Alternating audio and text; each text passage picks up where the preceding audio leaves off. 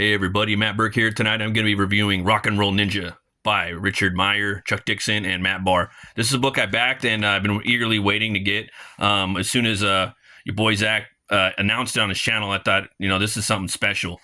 He was inspired by like old ninja movies, I believe, from like the 80s, TMNT. Also, just like the punk rock scene, the punk scene, a little bit of the metal scene coming up in the 70s, 80s, probably early 90s as well. Yeah, man, just really influenced by like that whole like street New York scene, and they really do like an homage to that. I think this would be killer, man. As like a grindhouse movie, or if it even came out of that era, I could see like Robert Rodriguez directing this, or Tarantino, or both, or something like that. And you see a lot of like vibes coming from that. Even just like the look of this logo or the cover, rock and roll ninja. It just sounds like that. Uzi does it, and then non-stop action from Viet Vets to Nam Ninjas. So it just kind of has that grindhouse feel to it, and just something different, man. Yeah, so I got this right here, and it came with this cool patch right here of the ninjas, and this cool poster. So you get to see like all that detail from the jungle scene in one of the pages in the book. This book is just packed with fucking detail.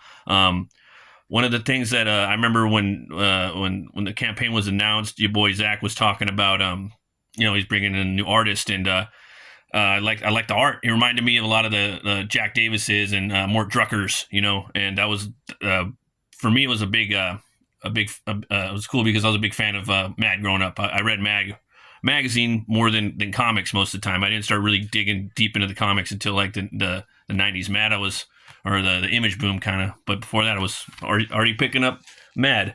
But yeah, here's the book right here. It's black and white, and it's got this really cool like newsprint-esque type paper. It's really, really cool. And I'm gonna be spoiling some stuff in here. So yeah.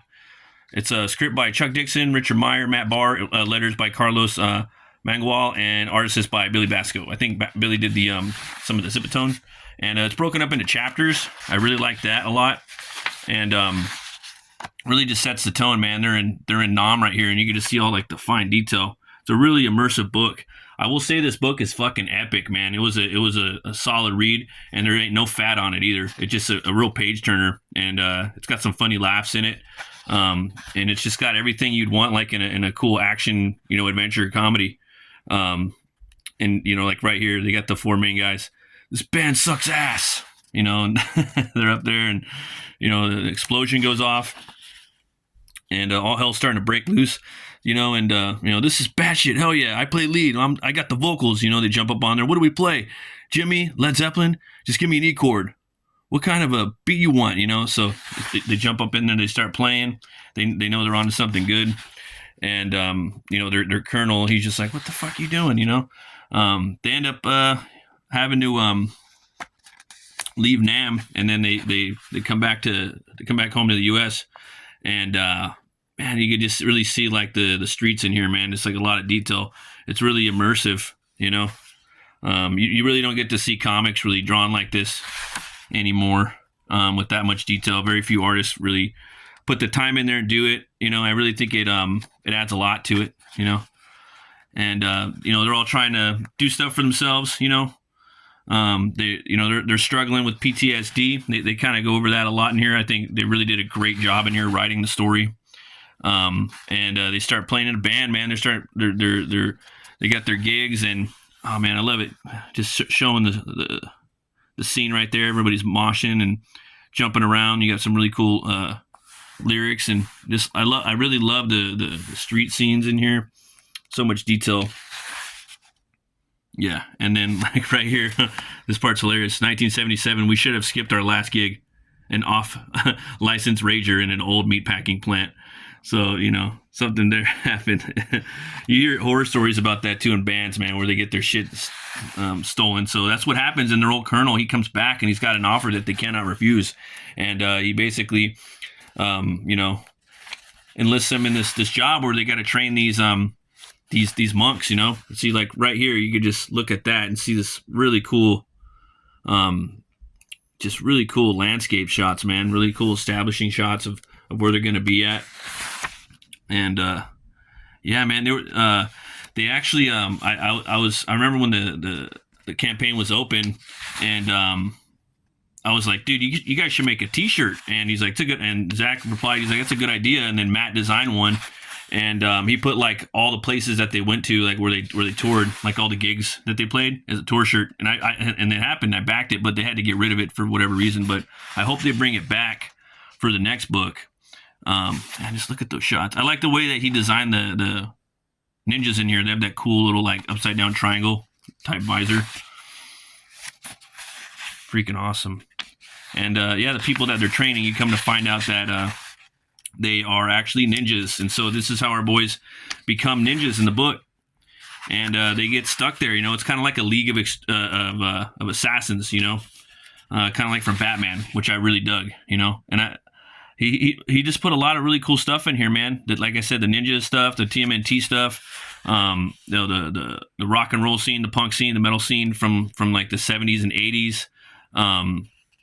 G.I. Joe, you know, and that's the thing I like about Meyer's books, man. They always have that G.I. Joe kind of tilt on them, you know, and that's like kind of like it's cool branding.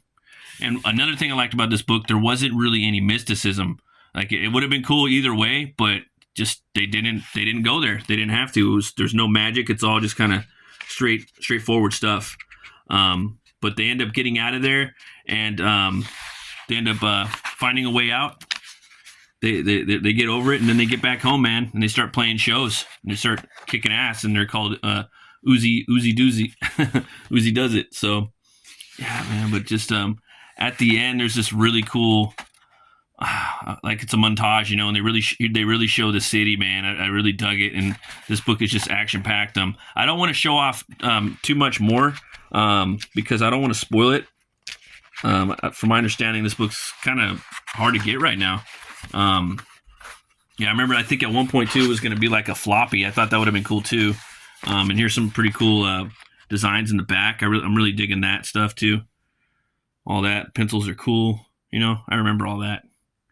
Really cool stuff. Yeah, I think it's yeah, one of the best books of the year.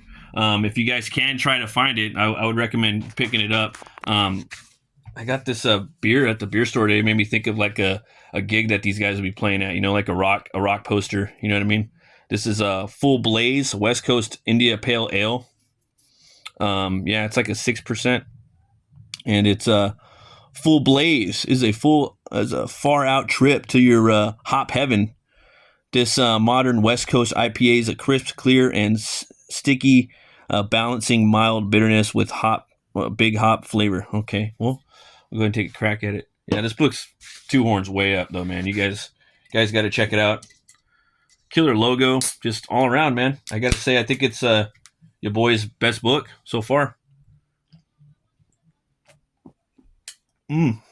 Wow, damn. Yeah, that's pretty good. It's all right. You know, it's just a regular, you know, Full Blaze. I give it one horn up. Nothing too crazy. But yeah, you guys, everybody, thanks for watching. I also got to say too, man, I got I'm actually working on a Viking bounty hunter book, man, where he's in a Viking metal band, and that's I'm about 50 pages in on that, and it's going to be a black and white book as well. It's going to be like a magazine style format, and it's called Hell War. That's like a little preview right there. And that's him. That's Hell War. So if he doesn't meddle, then let's just say all hell breaks loose. But yeah, that book's going to be coming out next year. And if you guys want, you can check out my books, Butch Cleaver 1 and 2 at butchcleaver.com if you're into weird westerns. So as always, folks, thanks for watching. Always remember to be bold, be brave, and roll the bones to know your role. I'll see you guys later. Bye-bye. Happy Cinco de Mayo.